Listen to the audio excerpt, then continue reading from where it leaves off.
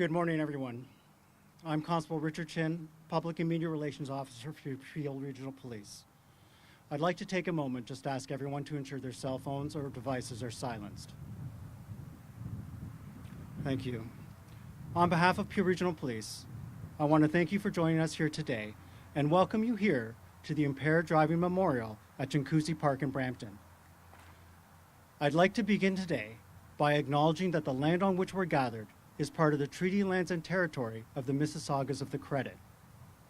For thousands of years, Indigenous people have inhabited and cared for this land, and they continue to do so today. In particular, we acknowledge the territory of the Anishinaabeg, the Huron-Wendat, the Haudenosaunee, and the Ojibwa-Chippewa peoples, the land that is home to the M.A.D.D, and most recently, the territory of the Mississaugas of the Credit First Nation, who are direct descendants of the Mississaugas of the Credit. We are grateful to have an opportunity to work on this land, and by doing so, give our respect to its first inhabitants.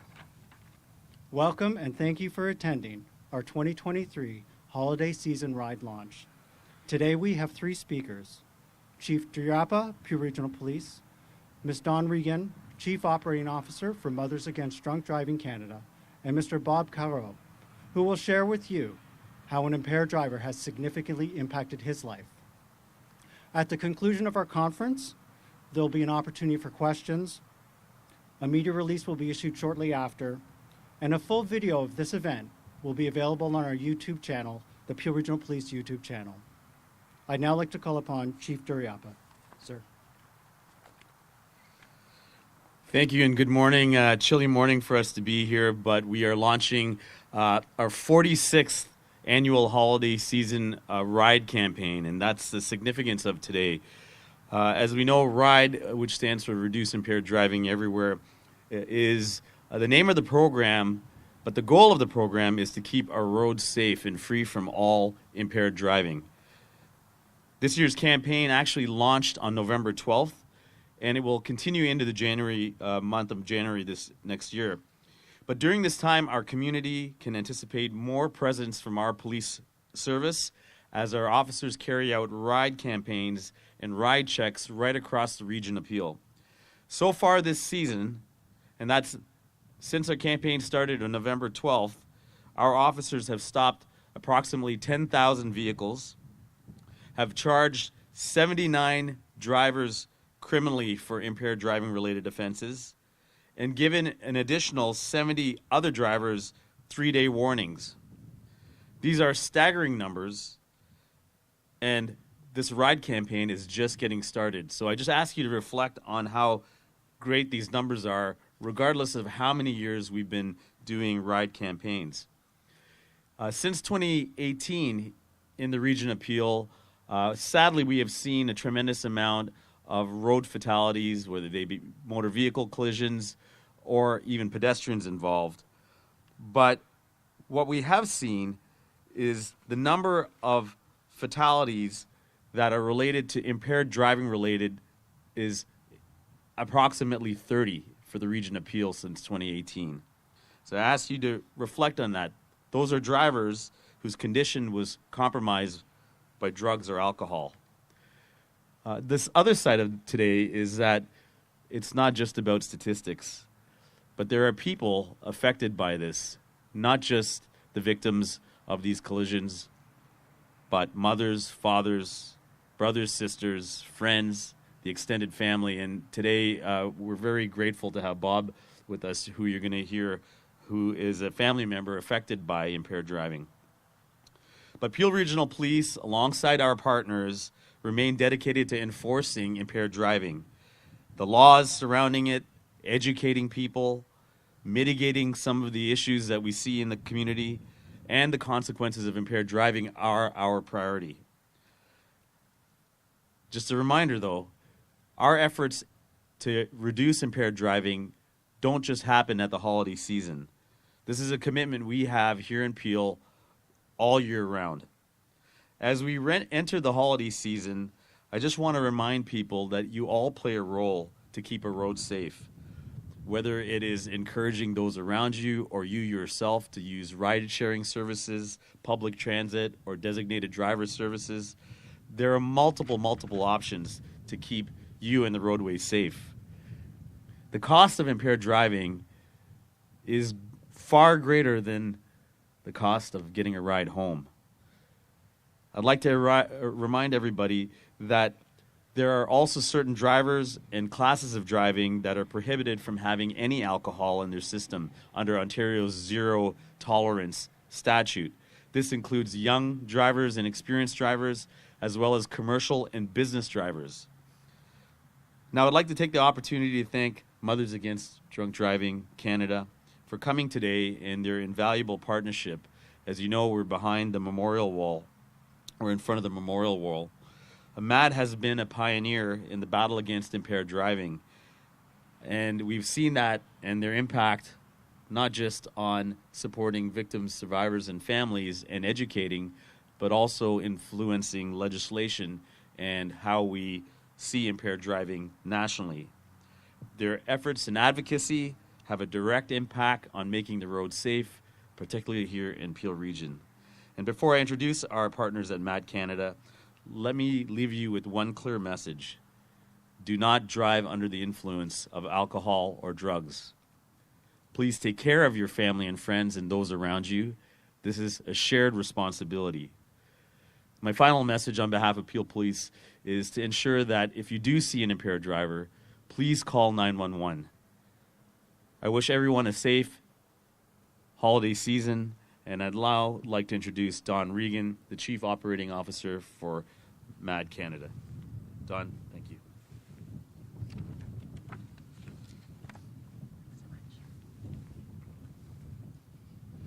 Good morning. On behalf of everyone at M.A.D Canada, our volunteers, our members, and the victims and survivors of impaired driving with whom we work, I'm honored to be here today with Peel Regional Police for your holiday ride launch. Every year, in the weeks leading up to the busy holiday season, Peel Regional Police run this holiday ride program to remind people about the terrible risks of driving impaired.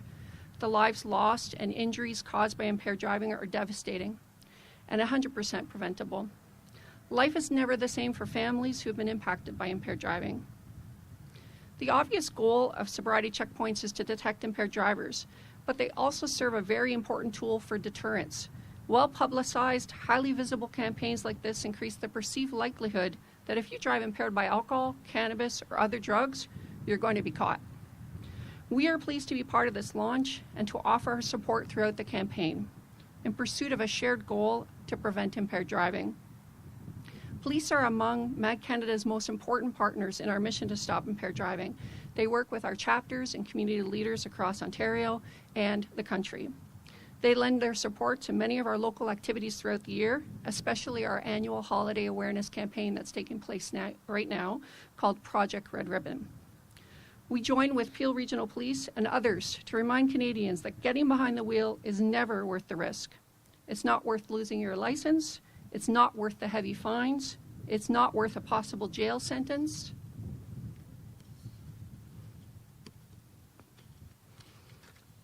And it's not worth risking your life, the lives of your passengers, or the lives of other motorists and pedestrians on the road with you. So, as you're planning your holiday celebrations this year, please plan ahead for a sober ride too. Take a taxi, use rideshare, take public transit, arrange a designated driver, call a sober friend or family member. And if you see a driver who's impaired, please call 911. We can all play a role in preventing impaired driving this holiday season. We wish Peel Regional Police a safe and effective holiday ride campaign, and we thank all the dedicated officers for their work to catch impaired drivers and make roads safer during the holiday season and all year long. And now I'd like to introduce you to Bob Carreau, who is a victim of impaired driving from the Toronto region. His son is on this memorial. None of them should be on this memorial. There's no reason for people to drive impaired. Please, this season, please stay safe, do not drive impaired, and we will all have a lovely holiday season. Thank you.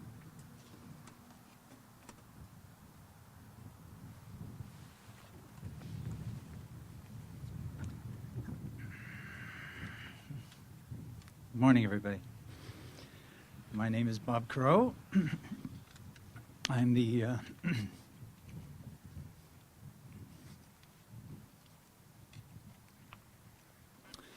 I'm actually the president of Toronto chapter of M.A.D.D. And I'm pleased to be here with you today as part of this kickoff for the Festive R.I.D.E program. To begin with, and as a critical part of the awareness portion,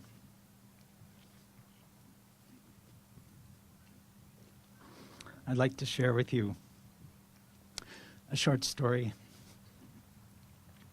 about my son Robert.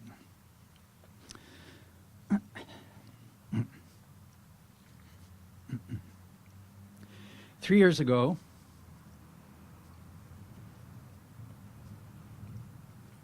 on November 2nd, 2020, Robert was out for a morning run with colleagues, friends from Rosso Lake College, where he was head of school. Rob lived on campus with his wife and 3 of his 4 children. One of them was already away at university. And I understand from the other fellows that went for a run with him that morning that there was some playful insults at the start of the run. They were taking off for a 10K. One of the staff was training for a marathon, and my son had run quite a few marathons and said, I'll train with you. And so they were exchanging insults about the scrawny little mustaches they had as part of the Movember program that they were all participating in. And I imagine, knowing the 3 of them, that the conversation would have shifted to hockey pretty soon, and probably then on to family and just general updates, and likely would have ended up with philosophy and education, something they were all passionate about, something about youth. They were all very committed to changing things, to empowering youth so that they would make good decisions, hopefully better decisions than we've made in our lives. The group was just heading out of the sleepy little village of Rosso that morning.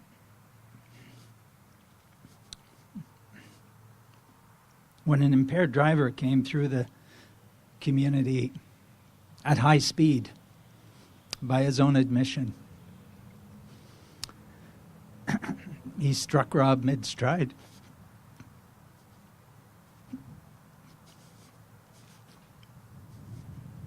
And he was killed instantly.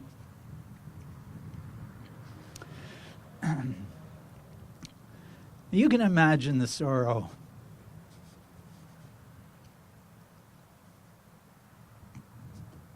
of showing up at his door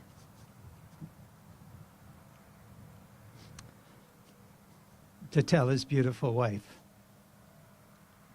that he'd been killed. She wasn't even sure. She didn't understand. He just left here. He's just gone for a run. He does this every morning. But she was made to understand, and then she had to tell her 3 children in the school. And she phoned her son, who was away at university. And she called us, my wife and I, to tell us. And we had to tell our children, Rob's brothers and sisters. Every child on the campus at school. Everyone in the community. All of his friends. This didn't have to happen. It wasn't an accident. The driver made a decision that day to drive. His impairment level was very high, but it was a selfish and reckless decision. He thought it would be okay to drive. And that decision took the life of an innocent person. Beautiful man.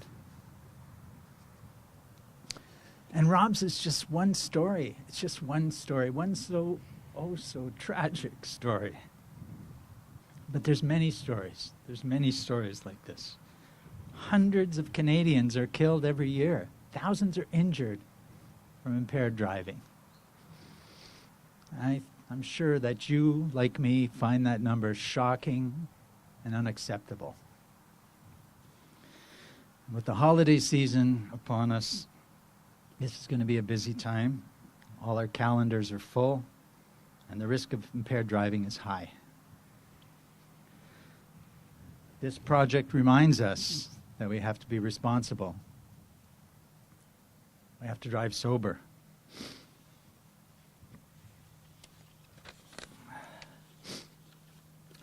And we ask you to be responsible, to be courageous, to be the person that stands up and says, you can't drive. That wouldn't be cool to drive. And every time you do that, every time you prevent somebody from driving, every time you decide not to get behind the wheel, you could be saving a life. A life like my son, Rob. Thank you.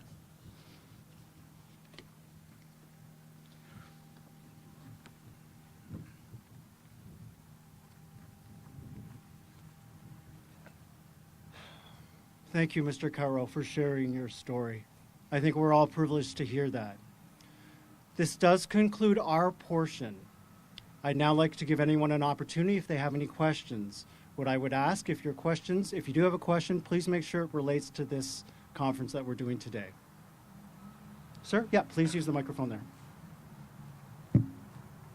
So Brandon Rose, City News. I guess my first question, I've been doing this since 2015, and we've been doing a lot, and I've covered one of these RIDE launches since then.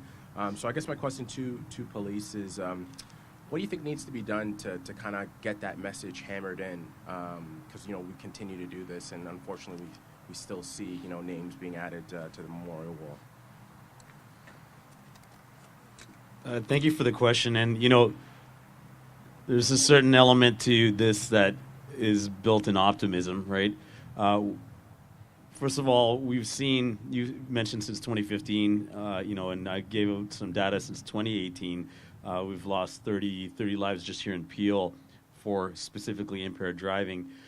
What we have seen is many things change in the environment, or not just the dialogue and advocacy, but we have seen incremental changes as it relates to legislation, the penalties, the ability for police officers to enforce, inclusive of now the shift for recognizing the ability to enforce not just from impaired by alcohol, but by drugs, the tools available for officers to be able to test at the roadside, inclusive of the shift in penalties for vehicles to be seized.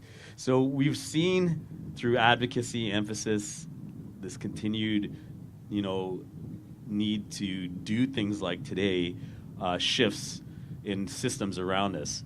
The one that is out of the control of us as police officers, we can do it through enforcement and education, the education prevention through M.A.D.D, to listening to survivors and family members, is getting to individual people's decision making. The ability to get a ride share, an Uber, is now effortless, really. You can do it from your watch if you wanted to. So, these incremental changes are all ones that we hope change behavior. We have seen other health and risk-related behaviors in society, provincially, nationally, change over time. If you just look at the data on youth and young people and what they've consumed, we've seen shifts in that. So I guess the eternal optimism is that we see behaviors continue to change. But the reality is we here, for example, in Peel, are a growing municipality, increased number of motor vehicles on the road. And with that comes increased risk. I think just keeping it front and center, the increase in penalties, our increased ability to continue to enforce it, as well as the messaging that you are being a platform for today, all helps. I've done a couple stories, and I know you mentioned it. People, if they see impaired drivers on the road, call 911. And speaking to people, I know some have said, "Well, I didn't call because I assumed someone else was going to call." I don't know if you had the numbers of how many people have called that have helped you, catch impaired drivers? And maybe if you can speak to the importance of people calling if they do see that. Yes. I'm not sure if I have the data here with me. I'm looking at my team. We may not have the breakdown of how many of the impaired arrests correlate to an inbound phone call, but I can tell you the ability to call and call it in to 911 is, as we all know, it's so much easier for us to do it. We may not be right behind the vehicle when it gets called in, but information like the direction of travel, license plate, vehicle description of the driver, the road you're on, just 4 or 5 points in a phone call to us is very critical. A lot of our efforts to interdict impaired drivers come from proactive efforts, inclusive of RIDE. RIDE is not just under underpasses or spot checks. They are at areas where we know, whether it be licensed establishments or commercial properties too. But the other side is when a member calls in and able to relay that to us, our road safety traffic services have an ability to query a license plate, get to an address, and see if we can interdict a driver, particularly if it's in the geographic area where the vehicle is from, is extremely helpful. The other message we want to get out is that the ability to seize a motor vehicle for impaired criminal offense is a 90-day suspension, driver suspension, but the vehicle gets seized. It doesn't matter who's driving the vehicle, doesn't even have to be the owner. We have the ability to seize it too. And sometimes that's even after the driving observations have happened. We sometimes interdict a driver when they're outside of their vehicle. So the phone call helps. I just have one more. I feel like, and this is another story that I've done. There's a bit of confusion with people. There's going to be a lot of holiday parties, and people that are hosting, if they see someone leave and they don't provide that ride share or offer or make sure someone gets ride share, that they could be liable as well. Is that true? I think so. That would fall outside of the question. Again, is does a host of a party have some responsibility? And I think what we've seen here civilly, there is a responsibility for individuals that are creating the environment for an individual to leave their property, whether it be drugs or alcohol. So that is a responsibility for sure. And we've seen in the criminal cases individuals that are around the person that was impaired be compelled as witnesses as well. So it does have an impact on everybody. And just as a reminder, it's not just alcohol or illegal substances. It could be inclusive of over-the-counter prescription medication, the confluence of all of them. So the ability for somebody to pay attention to those around you and encourage them, as was said earlier, to just say, I'll get your ride, is very, very impactful. Good morning, Chief. This is Nitin Chopra from Prime Asia TV. Good morning, then. Chief, if someone is driving on the road with the consumption of cannabis, do police have the tools to check the consumption? And what is the permissible limit? Or is it the zero tolerance for the cannabis also? How is it different from liquor consumption and cannabis consumption? Thank you. So I might even have some of our specialists come speak to it. So for the ability to enforce the consumption of cannabis, our officers are trained as drug recognition experts. That means they're qualified to look at the physiological behaviors being demonstrated by a driver, which correspond based on their expert evidence to the consumption of drugs. And then, there's other abilities beyond that once the person has been arrested, detained from blood or toxicology. I have one of our expert road safety officers here. Maybe, Carmen, do you mind topping this up, please? So on the road side, our officers are trained to use the standardized field sobriety testing, which is a 3-part test, which is used to look for alcohol impairment as well as drug impairment. And if they do fail, then they're brought back to a drug recognition evaluator where they're evaluated and a determination of impaired is made at that time.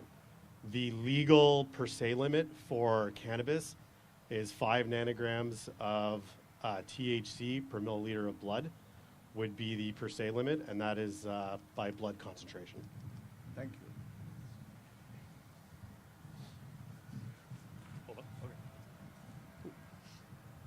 I just have one more, just for Dawn. When it comes to the memorial wall here, what are you hoping? Because obviously it's here for a reason. When people walk through, what are you hoping the message that they take away from it? Thanks for the question. Yeah, one of the reasons we do these memorial monuments, obviously to honor victims of impaired driving, and we have these across the country. But there's a deterrent idea here. We've put it in a public park. We hope that people walk by, stop, and take a moment and see what they're looking at and understand that this didn't have to happen. Impaired driving is completely preventable, and we're talking about, what can you do to stop impaired driving? Speak up. Just speak up. And if you're the person who's about to put that ignition, that key in that ignition, stop. There's no reason to drive impaired. We have so many options out there, and of course the biggest one is plan ahead. You're going to be drinking or doing, using drugs that evening. Don't take your vehicle. Make a different choice, and then you don't even have to be put in that position that you might put the key in the ignition. So that's all we're asking. Again, so many families at the holiday season, they have no one at the dinner table, right? That loved one is missing. And the injuries that are sustained as well. It's life-changing, and people do not recover. And I don't know why people aren't getting it. The fact is,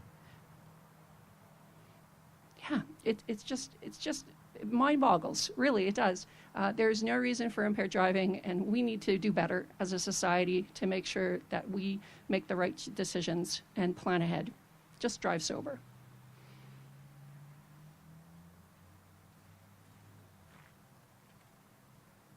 Doesn't look like there's any more questions. So this will conclude our news conference. Thank you, everyone, for taking the time to join us today. Enjoy the rest of your day.